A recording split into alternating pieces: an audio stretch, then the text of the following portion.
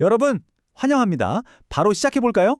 오늘의 해설에서는 영국 역사상 가장 흥미진진하면서도 피 튀겼던 갈등, 바로 왕관의 절대 권력과 인간의 양심이 정면으로 충돌했던 사건을 파헤쳐보려고 합니다. 두 가지 복잡한 역사적 개념을 살펴볼 텐데요. 국가가 종교를 어떻게 통제하려 했는지, 그 과정이 어땠는지 아주 속 시원하게 풀어보겠습니다.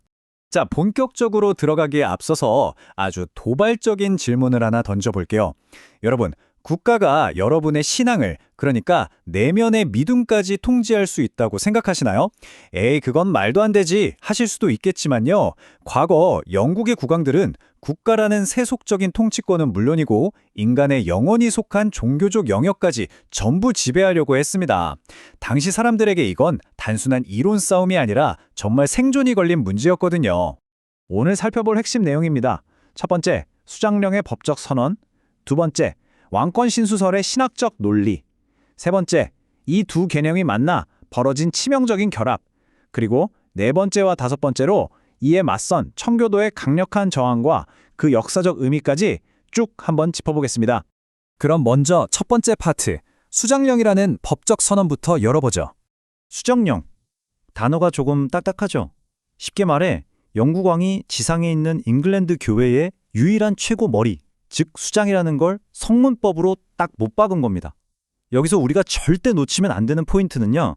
이게 다분히 법적이고 행정적인 조치였다는 거예요. 근본적으로는 로마 교황이 쥐고 있던 권위를 확 빼앗아 버리고 그 자리에 영국 왕이 앉아서 교회의 인사권, 재판권, 교리 결정권까지 싹 다 직접 통제하려고 만든 아주 실질적인 장치였습니다. 그런데 여기서 진짜 재미있는 건요. 이 거대한 판의 변화가 1534년 그 유명한 헨리 8세 때 의회를 통해서 합법적으로 이루어졌다는 겁니다. 왕이 그냥 혼자 욱해서 오늘부터 교황이랑 끝이야! 한 게 아니에요.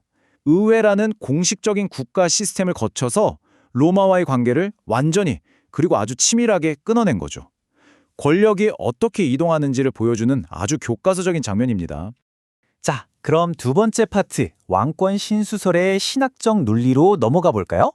앞서 살펴본 수장량이 현실 세계에서 휘두르는 날카로운 법적인 칼이었다면 이 왕권 신수설은 그 칼질을 완벽하게 정당화해주는 무적의 방패 같은 거였습니다.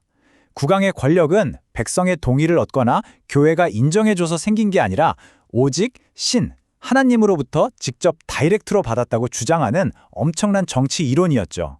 한마디로 내가 왕이 된 건 하나님의 직접적인 뜻이다 라는 거대한 논리였습니다. 왕은 오직 하나님께만 책임을 진다. 이 문장이 가진 의미가 뭘까요? 맞습니다. 지상에 있는 그 어떤 권위자도 감히 왕을 심판하거나 견제할 수 없다는 뜻이죠. 의회, 법정, 일반 시민, 심지어 종교기관조차도 왕의 결정에는 절대 토를 달 수 없게 원천봉쇄해버린 겁니다. 왕 입장에서는 이보다 더 완벽한 이론이 없었겠죠? 이제 세 번째, 가장 하이라이트입니다. 이 두 개념이 치명적으로 결합하는 순간이죠.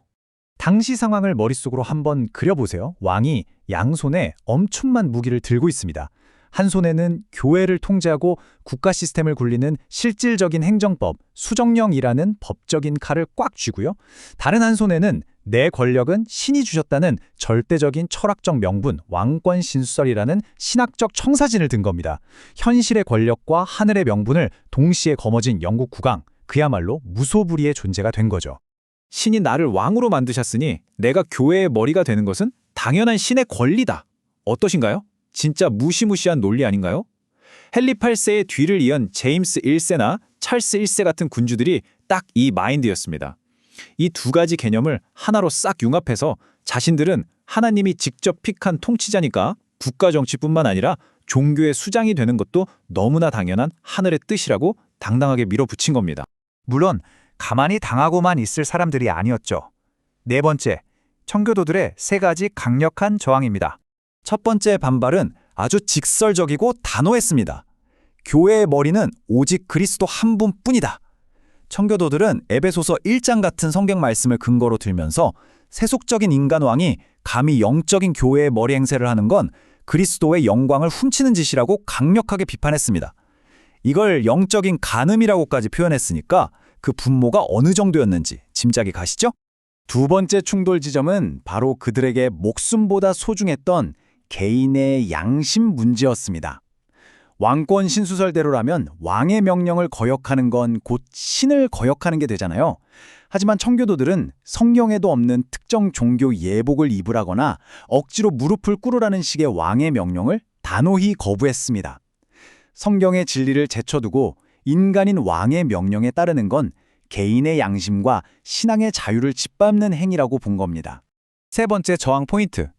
제발 국가와 교회를 헷갈리지 말라는 겁니다. 이게 바로 개혁주의 전통의 핵심인 두 나라 교리인데요. 청교도들도 왕이 세속 국가를 다스릴 권한이 있다는 건 당연히 인정했습니다. 하지만 성도들의 내면적인 양심이나 교회의 영적인 질서에 대해서는 국왕은 단 1%의 권한도 없다고 딱 잘라 말한 거죠. 세속의 영역과 영적인 영역 사이의 선을 아주 확실하게 그어버린 겁니다. 자, 이제 마지막 5번째, 오늘의 핵심을 요약하면서 그 역사적 의미를 짚어보겠습니다. 지금까지 우리가 달려온 길을 다시 한번 정리해볼까요? 현실을 지배하려는 수장령이라는 세속의 법, 절대 권력을 꿈꾸는 왕권 신수설이라는 정치 이론, 그리고 이에 맞서 끝까지 타협하지 않았던 청교도들의 신학적 비판. 이 세 가지가 16세기, 17세기 영국에서 정면으로 꽝 하고 충돌했던 겁니다. 국가가 종교마저 삼켜버리려는 욕망과 왕도 결국 신의 법 아래에 있다는 비판이 팽팽하게 맞붙은 역사적 현장이었죠. 결국 영국의 왕들은 수장령이라는 실질적인 칼을 휘둘러서 왕권 신수설이라는 판타지를 현실로 만들려고 했던 겁니다. 권력과 영혼, 두 마리 토끼를 다 잡으려 했던 거죠. 하지만 청교도들은 오직 신의 주권과 자신들의 신앙적 양심을 지키기 위해 그 어마어마한 국가 권력에 맞서 맨몸으로 부딪히며 싸웠습니다. 사실상 이 싸움이 근대 종교의 자유, 나아가 개인의 자유를 향한 길고 험난한 투쟁의 진짜 시작점이었던 거죠. 오늘의 해설을 마무리하면서 여러분께 이 질문을 하나 남기고 싶습니다. 권력의 통제입니까? 아니면 양심의 자유입니까? 거대한 제도의 힘이냐? 아니면 개인이 지켜내야 할 신념이냐? 이 팽팽한 긴장감이 단순히 수백 년 전의 옛날 이야기로만 들리시나요? 오늘날 우리 사회에서도 이 역사의 메아리는 여전히 살아 숨쉬고 있습니다. 여러분은 이 역사의 질문에 어떤 답을 내리시겠습니까? 오늘 준비한 해설은 여기까지입니다. 함께해 주셔서 감사합니다.